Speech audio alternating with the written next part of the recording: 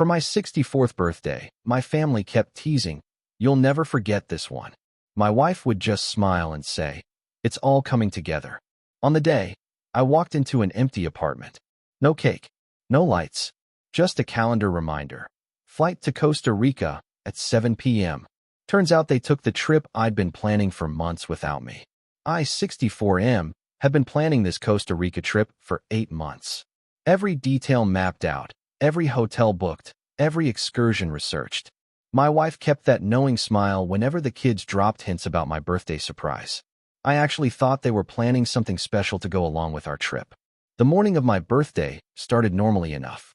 My wife kissed my cheek before heading out early, mentioning something about last-minute preparations. The kids had been texting me all week with their cryptic messages about how this birthday would be unforgettable. I was genuinely excited. I spent the day puttering around the house, occasionally checking my phone for messages. Nothing. By afternoon, I started wondering when everyone would show up for whatever they had planned. Maybe they were waiting until evening, closer to when we needed to leave for the airport. At 5 o'clock, I walked into our living room expecting to find decorations, cake, family members jumping out to surprise me. Instead, I found complete silence. The house felt different somehow, like something was missing, but I couldn't put my finger on what. That's when I noticed the calendar reminder on my phone. Flight to Costa Rica at 7 p.m. But there was something else taped to our coffee table, a printed boarding pass with my name on it. Just mine, not my wife's, not the kids'. I called my wife immediately. She answered on the first ring, sounding unusually chipper. She told me she was already at the airport with our daughter and son-in-law. They were boarding soon. She explained that they had decided I needed time alone to figure some things out, and that Costa Rica would be perfect for them to bond as a family without me. The words hit me like ice water. I asked her what she meant by figuring things out. She said I'd been too controlling about the trip planning, too obsessive about every little detail, and that they wanted to experience Costa Rica their way, not mine. She mentioned they'd been discussing this for weeks. I stood there holding the phone, looking around our suddenly empty house. Empty because, I now realized, several things were missing. Her favorite coffee mug from the kitchen counter. The throw pillows from our couch. Small things, but things that made the house feel lived in. My son texted me 20 minutes later. He said they hoped I'd understand, and that maybe this would teach me not to be so rigid about family plans. He mentioned they'd used the money from our joint savings account for the trip, since it was technically family money anyway. I sat down hard on our couch. 8 months of planning. Detailed itineraries. Hotel confirmations in my email. Restaurant reservations. Tour bookings. All of it apparently being enjoyed by my family while I sat alone in an increasingly empty-feeling house. But as the shock wore off, something else crept in. Anger, yes, but also clarity. I opened my laptop and started making calls. The bank first. Joint savings account, nearly emptied 3 days ago. I hadn't checked because I trusted them. Next, I called our credit card company. Charges for airport parking, meals, additional baggage fees. All on my card, naturally. Then I did something they probably hadn't expected. I called every single hotel, tour company, and restaurant I'd booked. I explained the situation calmly and asked if there was anything that could be done about the reservations since I was the one who made them and provided my credit card information. Most were understanding. More understanding than my family had been. I canceled the hotel reservations for days 4 through 7 of their trip. I canceled the zip-lining tour, the wildlife preserve visit, and the sunset dinner cruise. I canceled the rental car that was supposed to be picked up tomorrow. Most importantly, I canceled the return flights. My phone started buzzing around midnight Costa Rica time. My wife, calling from the hotel bar, sounding less chipper now. She wanted to know why their room key cards weren't working for tomorrow night. I told her I wasn't sure. Maybe she should call the hotel directly. My son called an hour later. The rental car company said they had no reservation under his name. He sounded confused and slightly panicked. I suggested he try other rental companies, though I mentioned that most places in Costa Rica require advance booking during peak season. By the second day, the calls were coming more frequently. My daughter wanted to know why their return flights weren't showing up in the airline system. I told her that was odd. Maybe there was some kind of computer glitch. The thing about being married for 37 years is you learn patience. You learn how to wait. You also learn how to plan very, very carefully. While they were discovering their suddenly complicated vacation, I was making plans of my own. I called a lawyer, an old friend who specialized in family law. We had a long conversation about joint assets, about who legally owned what, and about the process of separating finances. I also called a real estate agent. Our house was in both names, but I'd been the one making mortgage payments from my retirement account for the past 5 years since my wife stopped working. There were options worth exploring. Update 1. The calls from Costa Rica stopped after day 3.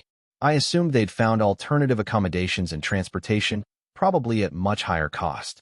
Tourist season in Costa Rica isn't cheap when you're booking last minute. Instead, I focused on my own plans. The lawyer helped me open a separate bank account and transfer my portion of our assets.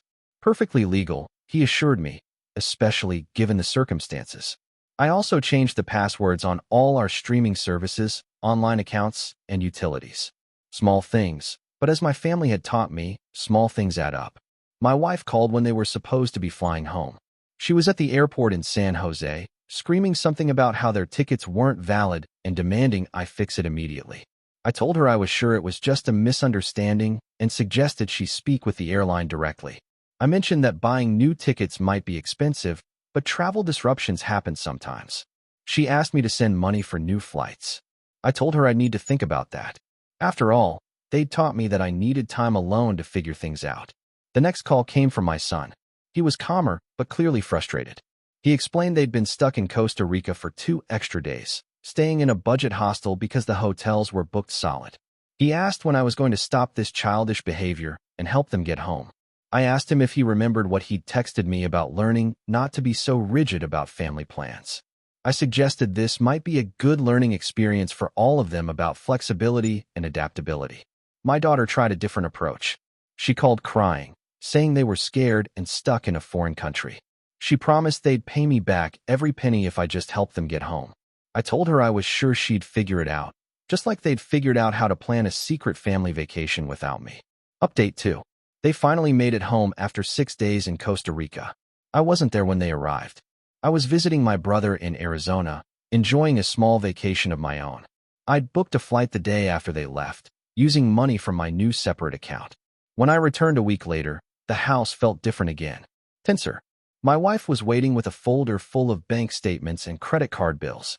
She wanted to know what I thought I was doing with our finances. I told her I was figuring things out, just like she'd suggested. She accused me of being vindictive and cruel.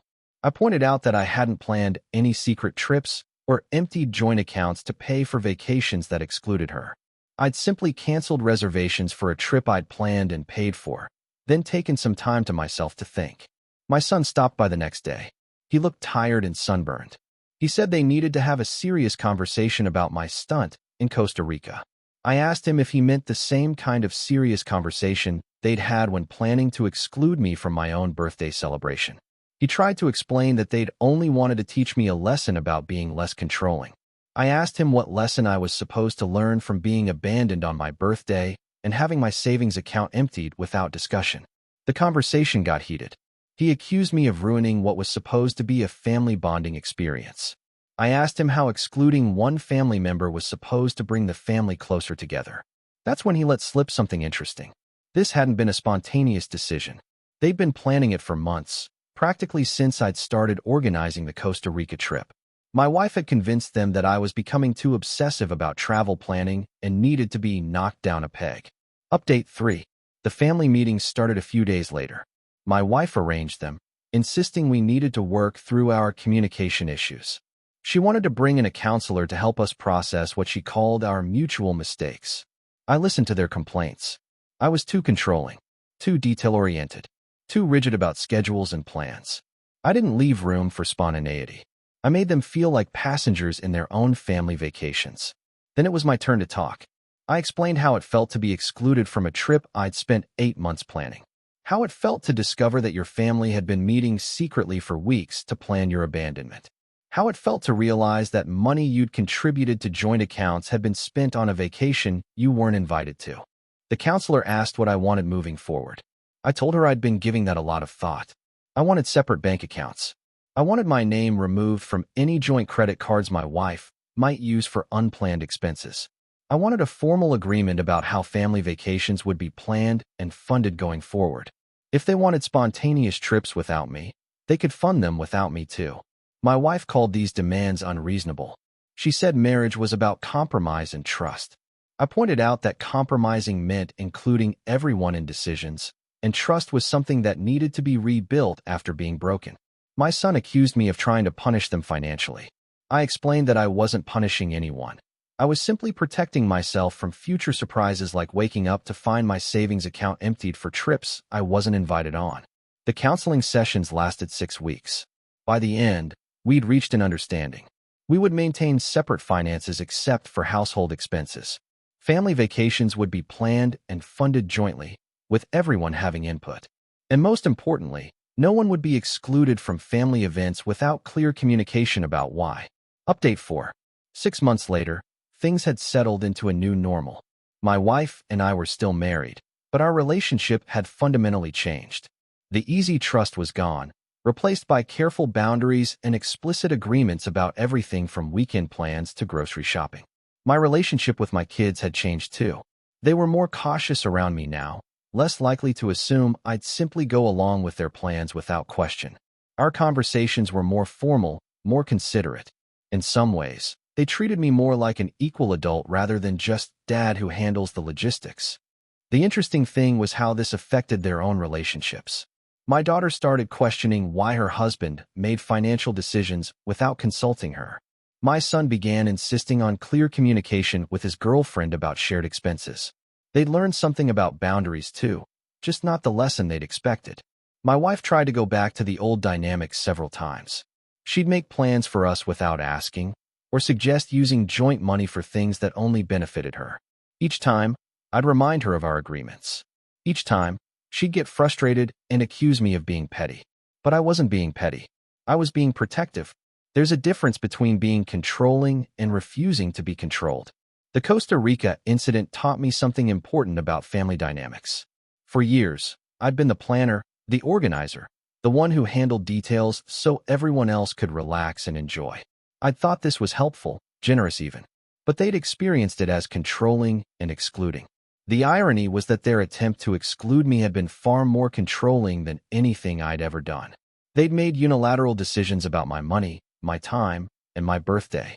They'd held secret meetings and made plans that directly affected me without including me in any discussions. When I pointed this out during one of our counseling sessions, the room went quiet. The counselor asked them to consider how their actions might have felt from my perspective. That was the first time I saw any real recognition in their faces. Final update.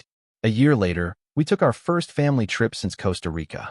Not to anywhere exotic, just a long weekend at a lake house my brother owned. But this time, the planning was different. We had family meetings about dates that worked for everyone. We discussed the budget openly, with each family contributing their fair share. We talked about activities and made sure there were options everyone wanted to try. Most importantly, no one was excluded from any part of the planning process. The trip wasn't perfect. My wife still made comments about my tendency to over-research restaurants. My son still rolled his eyes when I brought printed confirmations for our rental boat. But there was a difference now. They were including me in their eye-rolling rather than talking about me behind my back. The lake house weekend became an annual tradition. Simple, low-key, but genuinely collaborative. We learned to plan together instead of having one person plan for everyone else. I never did make it to Costa Rica. Every time someone suggests it, there's an awkward pause in the conversation. Too much history there now. But I've traveled plenty since then, sometimes with family, sometimes alone, always with clear agreements about who's paying for what and who's invited. The birthday incident changed our family permanently, but not in the way anyone expected. Instead of teaching me to be less controlling, it taught all of us about the difference between being considerate and being taken for granted. My wife still keeps that knowing smile sometimes when she's planning surprises. But now she includes me in the knowing part too. And honestly, that makes all the difference. The revenge wasn't in canceling their reservations or stranding them in Costa Rica for a few extra days. The real revenge was teaching them that actions have consequences, and that the person they'd been taking for granted could choose not to be taken for granted anymore. That lesson turned out to be worth far more than any vacation.